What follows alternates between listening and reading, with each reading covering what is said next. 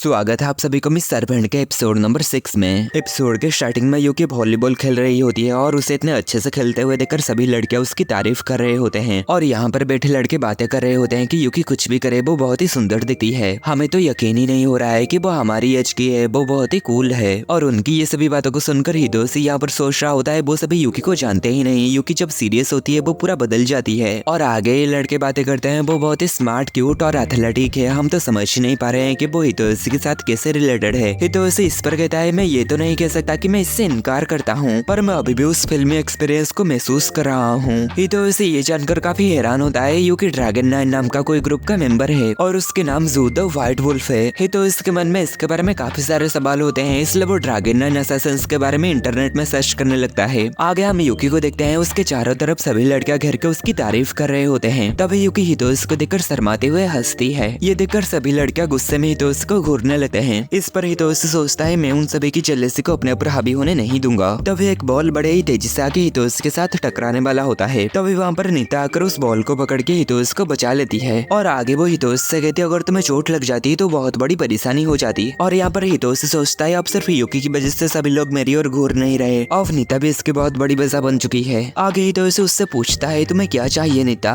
नीता इस पर कहती है ओ नहीं ऐसा मत कहो, एक नए टीचर के साथ अच्छे से बिहेव करने से तुम मर नहीं जाओगे।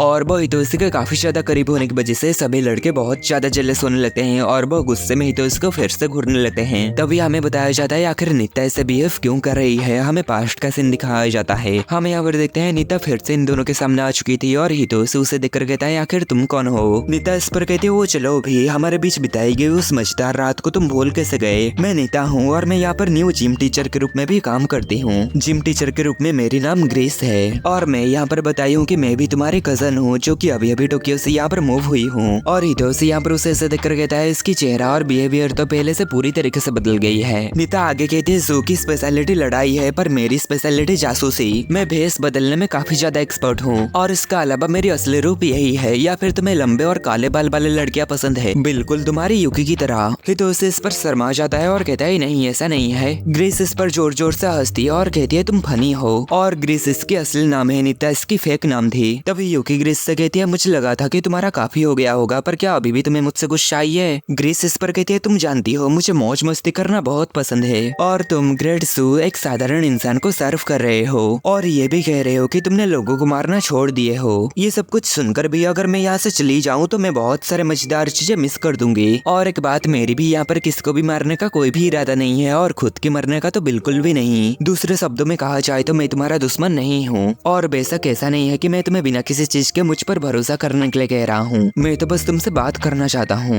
और हितोशी तो यहाँ पर ये जानकर हैरान होता है कि दो असैसिन्स के बीच में क्या बातें होगी। ग्रेस आगे कहती है सबसे पहले मैं तुम्हारे ऊपर या फिर हितोशी के ऊपर मारने के मकसद से कोई हमला नहीं करूंगी। और हितोशी यहाँ पर सोच रहा होता है कि अब उस सौदे को और भी ज्यादा बेहतर बनाने के लिए बहुत सारे पैसे या फिर कोई सुपर सीक्रेट जानकारी देने वाली है। ग्रेस आगे कहती है और इसका अलावा मैं 3 महीने तक स्कूल के स्टोर से तुम्हें तुम्हारी फेवरेट ब्रेड दूंगी। हितोशी ये सुनकर हैरान होता है और कहता है ये तो बहुत ही आम बात है या फिर ये कोई सीक्रेट असैसिन कोड है। ग्रेस आगे कहती है और बेशक मैं कोई आम ब्रेड के बारे में बात नहीं कर रहा हूँ, मैं कात्सुदा ब्रेड के बारे में बात कर रहा हूँ। तुम जितना चाहो उतना कात्सुदा ब्रेड खा सकती हो। ये सुनकर हितोशी और भी ज्यादा हैरान हो जाता है। यूकी इस पर राजी हो जाती है जिससे ग्रेस काफी ज्यादा खुश हो जाती है और आगे ये दोनों हाथ मिलाते हैं। तभी हितोशी यूकी से कहता है क्या तुम्हें इस पर सच में भरोसा है। यूकी इस पर कहते चिंता करने की कोई बात नहीं है, हमारे जैसे असैसिन्स के लिए किसी आम लोगों को बिना किसी कारण के मारना सख्त मना है। और अब जबकि वो समझ गई है कि वो मुझसे मुकाबला नहीं कर सकती तो मास्टर हितोशी आपको नुकसान पहुंचाने से उसे कुछ भी हासिल नहीं होगा और हालांकि अगर ऐसा कुछ होगा तो मैं तुम्हारी रक्षा करूंगी। और ऐसा कहते हुए उसके मुंह से लार टपक रही होती है जिस पर हितोशी कहता है अपने मुंह को पोंछ लो।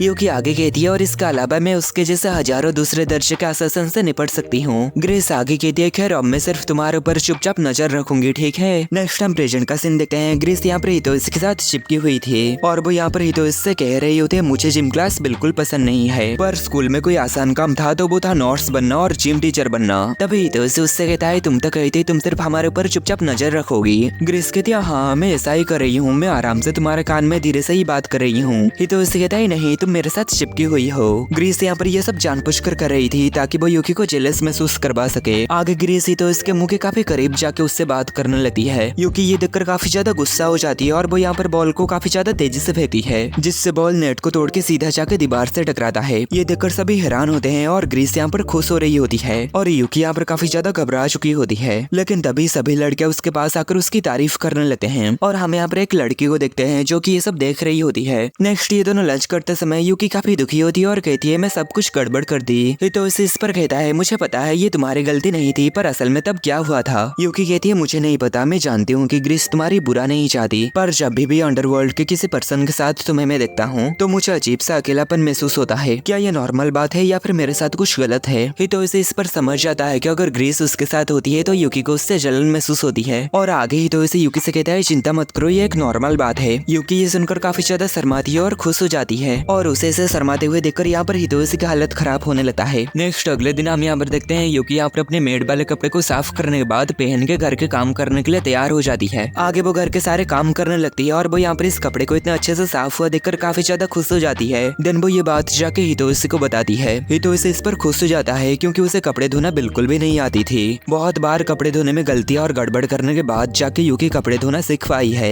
इसलिए हितोशी उसकी तारीफ करता है और यूकी इस पर काफी ज्यादा खुश हो जाती है। नेक्स्ट यूकी बर्तन धोती है, देन वो आगे मोचितारो के साथ खेलती है। अगले सीन में ये दोनों डिस्कशन कर रहे होते हैं कि रात के डिनर में क्या बनाए। हितोशी कहता है घर पर सिर्फ कैबेज ही है। यूकी कहती है कैबेज के साथ कात्सुताकी और टोनकात्सु सॉस। नेक्स्ट हितोशी कात्सुताकी खरीदने के लिए बाजार में एक दुकान के पास आ जाता है, पर कात्सुताकी अभी फ्राई हो रहा होता है, इसलिए ओल्ड वुमेन हितोशी को अभी इंतजार करने के लिए कहती है और यूकी यहाँ पर बहुत सारे कात्सुताकी सॉस को देखकर खुश हो रही होती है। तभी वो ओल्ड वुमेन हितोशी से पूछती है आखिर तुम्हारे साथ ये सुंदरी कौन है। हितोशी इस पर कहता है ये हमारी मेड है। आगे हितोशी यूकी को देखकर कहता है मैं तुम्हारी फीलिंग समझ सकता हूँ। यूकी कहती है क्या तुम भी कभी ऐसी फीलिंग महसूस किए हो। हितोशी कहता है हाँ, जब मैं एक बार अपनी पसंदीदा शो देखने के लिए गया था मुझे भी ऐसा ही महसूस हुआ था। अगर हमें कोई चीज पसंद आती है और अगर हम उसे देखते हैं तो हमारे दिल जोर जोर से धड़कने लगती है और ऐसा होना एक नॉर्मल चीज है। आगे यूकी ये देखकर हैरान हो जाती है कि सोल्डमैन के हाथ बड़े ही जोर से कांपने के बावजूद भी वो कात्सुता को बड़े ही आसानी से पीसेस में काट देते हैं और यहाँ पर हितोशी ओल्ड वुमेन को कह रहा होता है असल में हमारे मेड को कात्सुता सॉस काफी ज्यादा पसंद है। इस पर ये ओल्ड वुमेन काफी ज्यादा खुश हो जाती है और कहती है क्या सच में, असल में ये कात्सुता सॉस मैं ही बनाती हूँ। इस पर यूकी काफी हैरान होती है और आगे काफी खुश हो जाती है और आगे उनकी तारीफ करने लगती है। तभी ये ओल्ड मैन अचानक से यूकी के पीछे आ जाते हैं और कहते हैं बेटी तुम्हारे पीठ में धूल लगा हुआ है। यूकी इस पर सोचती है मुझे पता भी नहीं लगा, वो मेरे पीछे आगे, वो जरूर कोई एक स्किल्ड असासिन है। आगे ओल्ड वुमेन यूकी को चखने के लिए थोड़े से कात्सुता सॉस देते हैं जिसे खा के यूकी सातवें आसमान में पहुंच जाती है और आगे उनसे कहती है ये बहुत ही स्वादिष्ट है। नेक्स्ट रात में वो दोनों डिनर करने के बाद यूकी कहती है मैं सारे बर्तन को धो दूंगी, इसलिए मास्टर हितोशी आप जाके आराम करिए। नेक्स्ट हितोशी यहाँ पर लेटे हुए यूकी के बारे में ही सोच रहा होता है और कहता है उसे देखकर ऐसा लगता है जैसे कि वो काफी ज्यादा खुशमिजाज की है, पर मुझे इस बात के ऊपर यकीन ही नहीं हो रहा है कि वो कभी एक सबसे ज्यादा ताकतवर असासिन थी। आगे हितोशी ड्रैगन 9 असासिन्स के बारे में इंटरनेट में सर्च करने लगता है, पर उसे इस बारे में कुछ खास रिजल्ट नहीं मिलता।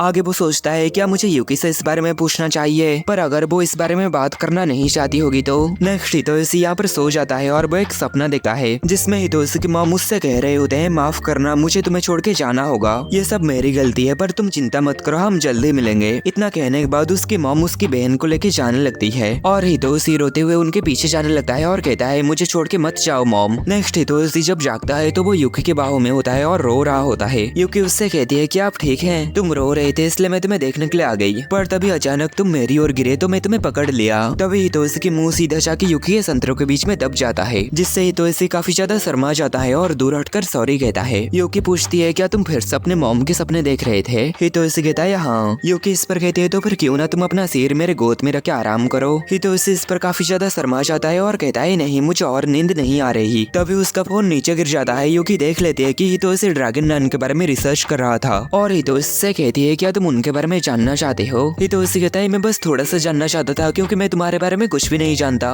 यूकी इस पर कहती है सच कहूँ तो मैं भी इस ड्रैगन 9 के बारे में ज्यादा कुछ नहीं जानती, मेरे मास्टर ने बस मुझे इस क्लैन में शामिल कर दिए थे और मैं सिर्फ मेरे मास्टर के ये ऑर्डर को मानती थी और मैं उस ग्रुप के कुछ मेंबर्स को जानती हूँ, पर मुझे उनके नाम नहीं पता और ना ही मुझे उनसे बात करने का कभी मौका मिला। हितोशी इस पर समझ जाता है कि ऐसा नहीं है कि यूकी इस बारे में बात करना नहीं चाहती, असल में तो उसे भी इस बारे में ज्यादा कुछ नहीं पता। यूकी आगे कहती है तब मैं सिर्फ जिंदा रहने के लिए काम करती थी, मुझे ये नहीं पता था कि तब मैं क्या करती थी और क्यों करती थी। मेरी बस एक ही चिंता थी कि मेरे मास्टर मुझसे निराश होकर मुझे छोड़ ना दे, इसलिए मैं एक नॉर्मल इंसानों की तरह जीना नहीं सीख पाई। और अब जब मैं एक नॉर्मल इंसान बनने लगी हूँ तो मुझे लगता है कहीं मैं एक सपना तो नहीं देख रही, पर जब मैं तुम्हें देखती हूँ मुझे याद आ जाता है कि मैं अभी भी एक छोटी बच्ची हूँ जो कि नॉर्मल रहना सीख रही हूँ। मैं उस दिन की इंतजार कर रही हूँ जब मैं पूरी तरीके से एक नॉर्मल इंसान बन जाऊंगी। तभी हितोशी कहता है, मैं भी जब हर सुबह तुम्हारा चेहरा देखता हूँ तो मुझे सुकून महसूस होता है। इससे मुझे काफी खुशी मिली कि जो कुछ भी हुआ उन सब के बावजूद भी तुमने यहीं रहना चुना, इसलिए मैं तुम्हारे बारे में और भी ज्यादा जानना चाहता था। आगे वो यूकी से कहता है, तुम्हारा बहुत बहुत शुक्रिया। यूकी इस पर काफी ज्यादा खुश हो जाती है और हितोशी की यहाँ पर शर्म के मारे उसकी हालत खराब होने लगती है। आगे यूकी कहती है, मुझे तुम्हारा सर अपने गोद में रखना अच्छा लगता है क्योंकि ये मुझे उस समय की याद दिलाता है जब मैं पहली बार तुम्हारे लिए कुछ कर पाई थी। इसलिए जब कभी भी तुम्हें कोई भी बुरा सपना आएगा मैं हमेशा तुम्हें अपने गोद में लेने के लिए तैयार हूँ। हितोशी इस पर काफी शर्मा जाता है और उसे थैंक यू कहता है और आगे कहता है, सच तो यह है कि जो सपना अभी मैंने देखा है वो बुरा सपना नहीं था। और आगे हम देखते हैं उस सपने में हितोशी की मॉम हितोशी को छोड़ के जाने के बाद यूकी उसके पास आती है और आगे वो उसे गले से लगा लेती है और इतने में ही ये एपिसोड खत्म हो जाता है।